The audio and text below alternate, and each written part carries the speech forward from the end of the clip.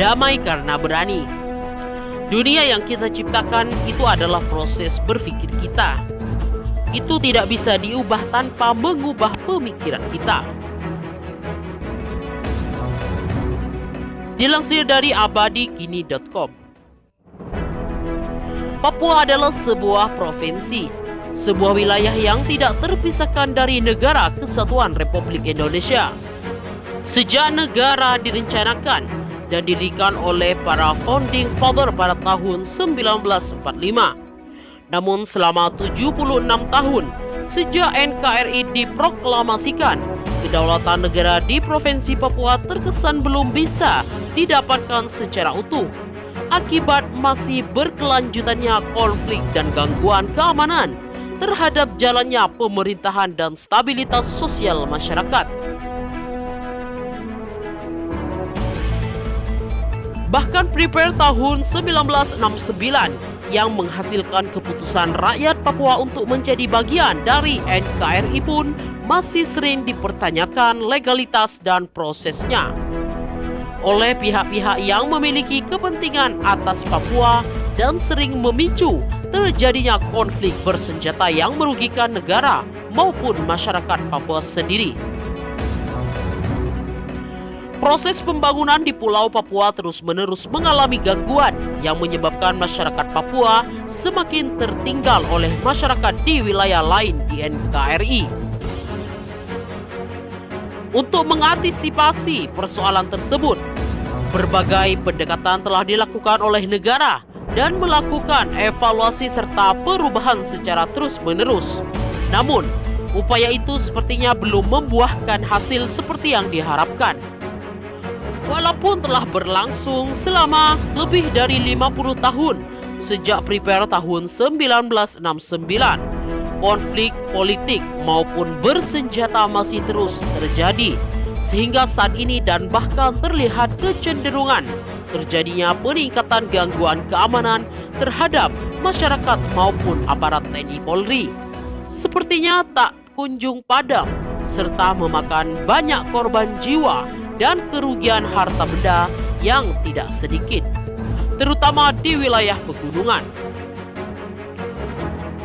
Bulan April 2020 adalah titik awal saya memulai penugasan dan pengabdian saya sebagai Danrim sekaligus dan Kolakops Kodim 174-ATW.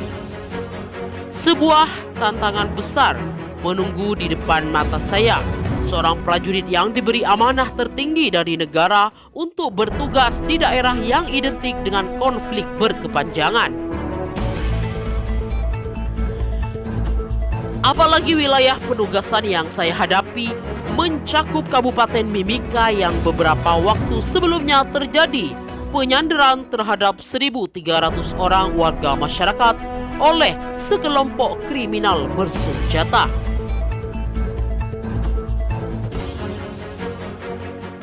Peristiwa itu terjadi pada akhir tahun 2017 di Kampung Banti Kimbeli, wilayah pegunungan bagian utara Kabupaten Mimika yang berdekatan dengan area PT Freeport Indonesia.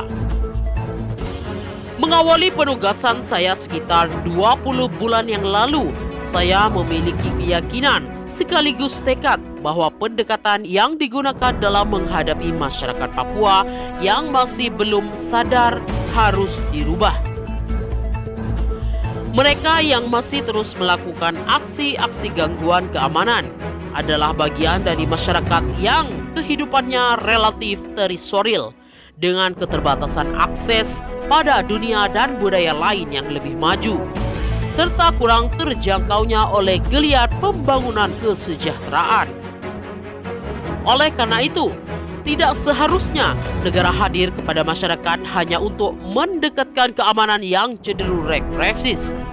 Mereka adalah saudara-saudara kita yang harus dirangkul, disentuh hatinya dan dibantu untuk meningkatkan kualitas hidupnya, karena mereka belum tahu perubahan itu memang bukanlah hal yang mudah.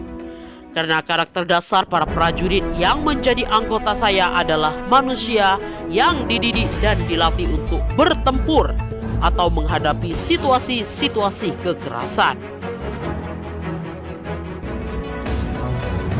Namun demikian, saya memiliki keyakinan dan tekad bahwa itu harus dilakukan jika ingin melihat wilayah Papua semakin damai dan maju. Sebagaimana kalimat bijak dari Albert Einstein, dunia pun yang kita ciptakan itu adalah proses berpikir kita. Itu tidak bisa dirubah tanpa mengubah pola pikir kita. Hal mendasar yang harus saya lakukan adalah merubah mindset para prajurit saya yang bertugas menjaga kedaulatan negara di wilayah Kolakop Korem 174-ATW. Sebagaimana Sesati Korem Anim Tiwinanggap, yang berarti kami saudara yang baik, maka setiap prajurit secara perorangan maupun satuan yang melaksanakan tugas di wilayah Kolapos Korem 174 harus memiliki semangat untuk menjadi saudara yang baik bagi masyarakat Papua. Sebagai saudara yang baik, maka setiap prajurit wajib meniatkan baktinya untuk Papua dengan mencintai, melindungi, membantu dan menjaga harkat serta martabat masyarakat Papua.